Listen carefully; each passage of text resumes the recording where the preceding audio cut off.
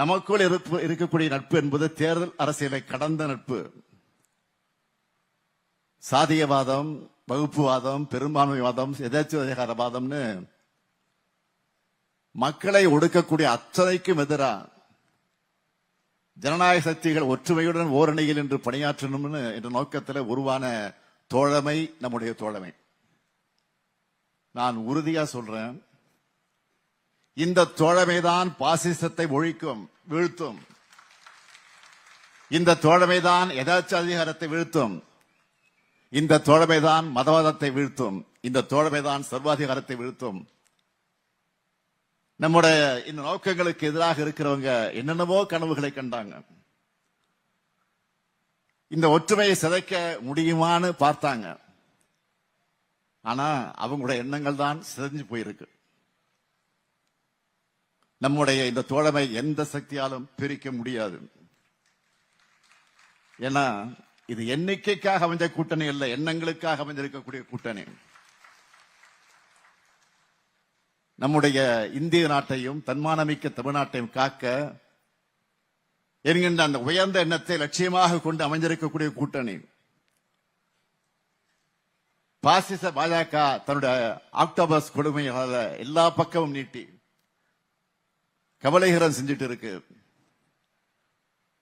இந்திய நாடு இதுவரை காப்பாற்றி வைத்து இந்த அனைத்து விழுமியங்களையும் சிதைக்கிற செயலை ஒன்றிய பாஜக அரசு செஞ்சுக்கிட்டு இருக்கு. இந்திய அரசியலமைப்பு சட்டத்தோட கோட்பாடுகளை தங்களுக்கு ஏற்ற மாதிரி சிதைக்கிற வேலையில ஈடுபட்டு வராங்க. வேற்றுமையில ஒற்றுமை என்பதை அழிச்சு ஒற்றுமை தன்மை கொண்ட நாடா மாத்த நினைக்கிறாங்க. பாஜக எவ்வளவு ஆபத்தானது, எவ்வளவு குறுகிய சிந்தனை கொண்டது, எந்த அளவுக்கு பன்முகத்தன்மைக்கு எதிரானது என்றால், அவர்களை பொறுத்த வரைக்கும் ஒரே நாடு என்றால் அதுல ஒரு மதம், ஒரு மொழி, ஒரு பண்பாடு, ஒரே ஒரு தலைமைதான் இருக்கணும். மாநிலங்களுடைய வளத்தை சூறையாடி ஒன்றியத்தில் குவிக்கிறாங்க. மாநில அரசுகளுக்கு எந்த அதிகாரம் இருக்கக்கூடாதுன்னு நினைக்கிறாங்க. மதச்சார்பின்மை, சோசியலிசம், சமநீதி, சமூக நீதி, பொது உடைமை, பொது உரிமை உள்ளிட்ட அந்த சொற்களை கேட்டாலே பாஜக கசக்குது. இந்த சொற்களை எல்லாம் ஆட்சியில் இருந்து மட்டுமல்ல அதிகாரத்திலிருந்து அழிக்கணும்னு துடிக்கிறாங்க. பறந்து விரிந்த நம்மோட இந்தியா இப்போ மிகப்பெரிய நெருக்கடிக்கும் ஆபத்துக்கும் ஆளாகி இருக்கிறது. கடந்த நாடாளுமன்ற தேர்தலில் பாஜக நினைச்ச மாதிரி 400 இடங்கள் 370 இடங்கள் என்று வெற்றி பெற்றிருந்தா இப்போ இருக்கிறத விட இன்னும் மோசமாகி இருக்கும். இந்தியாவில் இருக்க ஜனநாயக சக்திகளை எல்லாம் இன்றைக்கு இணைச்சு இந்தியா கூட்டணியை உருவாக்கி பாஜக வேகத்தை குறைச்சிருக்கிறோம். ஆனாலும் பெரும்பான்மை இல்லாத நேரத்திலேயே பாஜக தன்னுடைய கொடூரமான நகங்களை எல்லாம் பயன்படுத்தி ஜனநாயகத்திற்கு காயங்களை ஏற்படுத்திக்கிட்டு இருக்கு. இந்த சூழல்ல எல்லோரும் குறிப்பிட்ட அடிப்படையில நாம எச்சரிக்கையாகவும் கவனமாகவும் இருக்கணும். ஏன்னா வரப்போற சட்டமன்ற தேர்தல் என்பது தமிழ்நாட்டுக்கும் என்டிஏ கூட்டணிக்கு நடக்கிற தேர்தல். இதை மக்கள் நல்லா புரிஞ்சுக்கணும்.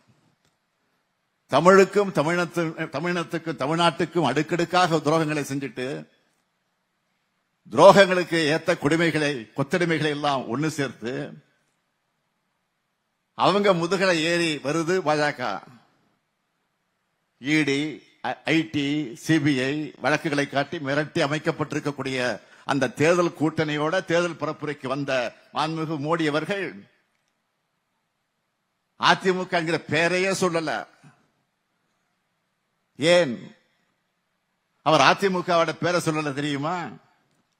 ஏன்னா அதிமுக என்பது தனி கட்சி கிடையாது, பாஜகவுடைய கிளை அமைப்பு. அந்த கிளை அமைப்பை சேர்ந்த பழனிசாமி அவர்கள் மோடி கொடுக்காத வாக்குறுதிகள் எல்லாம் கொடுத்துட்டு இருக்காரு. இப்போ முக்கியமா சொல்லணும்னா மகாத்மா காந்தி பேரில் 100 நாள் வேலை திட்டத்தில் 50 நாட்கள் கூட வேலையை தராம ஒன்றிய பாஜக அரசு எப்படியெல்லாம் சீரழிச்சதுன்னு நாட்டுக்கே நல்லா தெரியும். இப்போ தேசத்தந்தை காந்தியினுடைய பெயரை அழிச்சிருக்கக்கூடிய இந்த திட்டத்தில் 125 நாட்கள் வேலை தரப்போறதா பாஜக சொல்லுது. ஆனா பழனிசாமி என்ன சொல்றாரு? 150 நாட்கள் வேலை தருவணும் முதலாளிகளே. அந்த முதலாளிகள் மிஞ்சக்கூடிய அளவிற்கு பர்ஃபார்மன்ஸ இன்னைக்கு பண்ணிட்டு இருக்காரு அவரு. தமிழ்நாட்டில் எப்படியோ தோல்வி உறுதி என்ற காரணத்தினால பாஜக அரசும் இந்த பட்ஜெட்லயும் நம்ம புறக்கணிச்சிருக்கிறாங்க. இந்த லட்சணத்துல நேரடியா பாஜக ஆட்சின்னு சொல்ல கூச்சப்பட்டு டபுள் இன்ஜின் ஆட்சின்னு சொல்லிட்டு இருக்காங்க.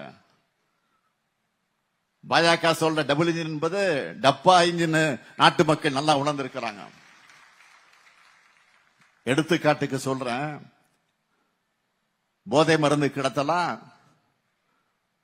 பாஜக ஆளக்கூடிய குஜராத்தை பாருங்க. குற்ற சம்பவங்களா பாஜக ஆளக்கூடிய உத்தரப்பிரதேசத்தை பாருங்க. மாநிலமே பற்றி எரிகிறதா பார்க்கணுமா?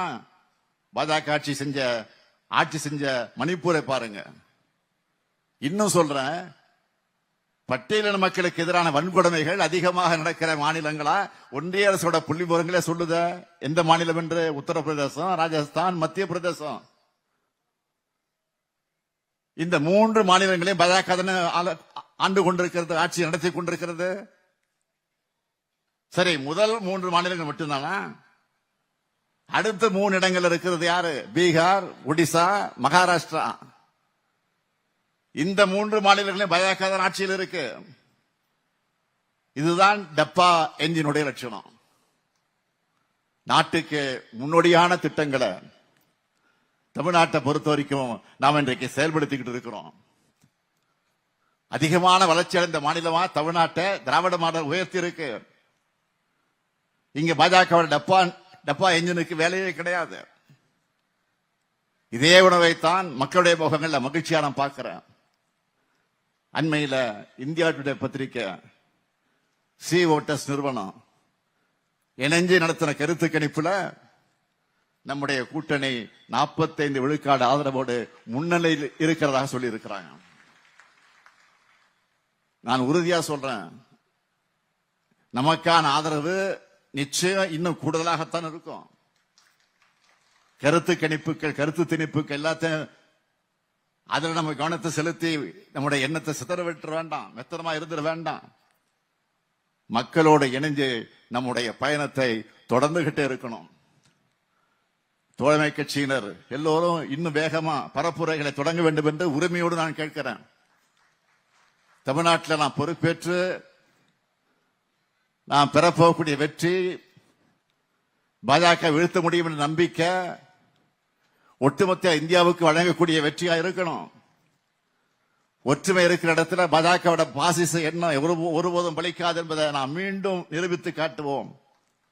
வெல்வோம் ஒன்றாக என்று கூறி விடைபெறுகிறேன். நன்றி, வணக்கம்.